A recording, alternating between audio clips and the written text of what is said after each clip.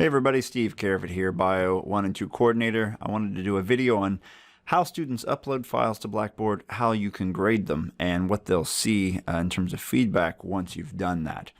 So if we are a student when we're looking at Blackboard, I'll show you how mine works. This is my Blackboard shell. First week there's a figure due, and they'll go to Browse My Computer, and they'll simply upload that figure. I ask that students turn everything in as a PDF to ensure everything's compatible with Blackboard. Word files usually work as well, but I like PDFs.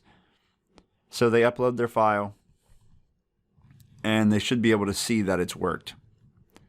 Then once they've done that, you as the instructor can see they've turn something in because a little dot will appear there.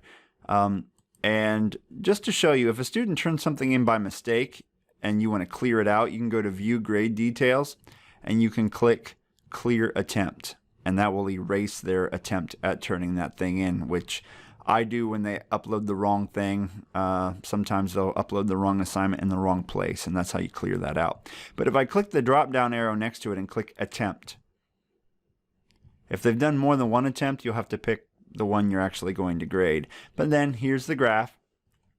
And there are several options here, these two being the two I'm going to focus on. First of all, these are annotation tools. Let's see, what do we have? I've not used all of them, but one is like a highlighter or a pen where you could cross things out or underline something. You can change the color, of course. You can apparently upload a picture, attach an image. You can type text with this thing as well, or even draw a line, apparently, a straight line. I don't know why you'd want to do that, but you can. Now, going back, the one I use a lot is this one. Like I might say here, this is a kind of a comment tool. I'll click here, and I'll write a comment and say, this caption is not complete, and please see the lab manual. Okay, and make a comment like that. So you can make a comment that way. You can also make comments in a number of other places. So let me show you here. If I'm going to enter a grade, I could click right here where it says attempt, and I can put feedback right here, like please come see me. Okay. And I wanted to show you also how I would grade this using a rubric. So if I don't have a rubric, I could look at this and type my comments as to where points are being deducted here, and I could select a score. But I've made a rubric in Blackboard. So if I click Figure Rubric, it says Graph, not attempted, needs work, meets expectations, exceeds expectations.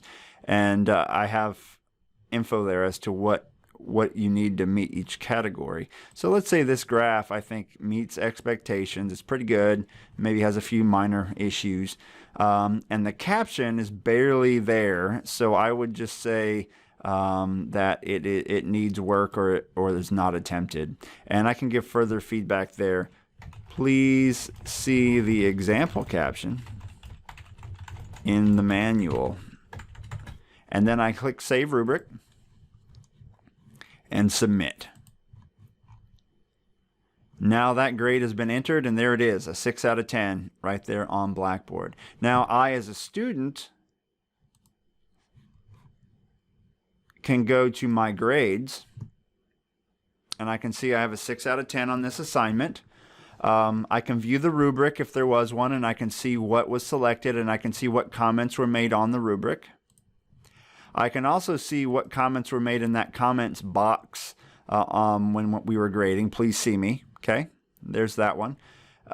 So you could leave comments in several places. I usually just leave them in one place so they don't have to click all over. But more importantly, if they click right here where it says first figure, if they click it, they can see their paper again with all the edits I've made and the comments I've made.